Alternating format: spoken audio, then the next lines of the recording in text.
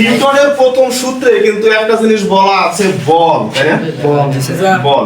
কিন্তু আমরা যে এর আগে যে অধ্যায়টা শেষ করছি, মানে গতি যে অধ্যায়টা শেষ করছি, সেখানে কিন্তু আমরা অনেক বিষয় নিয়ে আলোচনা করছি। এর মধ্যে আগে ছিল বস্তু গতিশীল হয়েছে, বস্তু স্থির হয়েছে, বস্তু ত্বরণ হয়েছে। এই জায়গাটা কিন্তু আর বলের কোনো ব্যাখ্যা বা সংজ্ঞা কিচ্ছু করা হয় নাই, তাই না? কিন্তু এখানে দেখো নিউটনের প্রথম সূত্রেই আমাদের বলা হয়েছে কি বল, বাহ্যিক বল। তাহলে বল বিষয়টা কি, এটা আমাদের ক্লিয়ার হইতে হবে এখন। ইয়েস।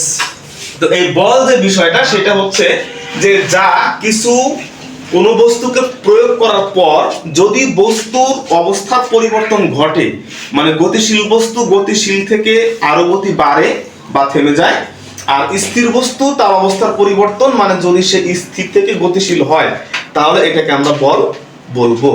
মানে গতিশীল বস্তুর গতির পরিবর্তন আর স্থির বস্তু গতিশীল। গতির পরিবর্তন বলতে সেটা গতি বাড়তেও পারে, গতি কমতেও পারে। তো এইরকম বিষয়টা যে জায়গা দিয়ে হবে সেটাকে আমরা বলবো হচ্ছে বল। ঠিক আছে? তাহলে আমরা যদি এখন একটু তোমাদের ছেড়ে দেই যে বল কত প্রকার এবং কি কি, তাহলে তো অনেক লম্বা একটা লিস্ট করে ফেলতে পারো তোমরা। মানে হাত দিয়ে বল প্রয়োগ করা যায়, বাইসাইকেলের প্যাডেলে বল প্রয়োগ করা যায়, তারপর ধরো যে বিদ্যুতের সাহায্যে বল প্রয়োগ করা যায়। এরকম অনেক বলের সংজ্ঞা তোমরা নিয়ে আসতে পারো, কিন্তু আসলে বল অত প্রকার না। বল হচ্ছে মূলত 4 প্রকার। কয় প্রকার?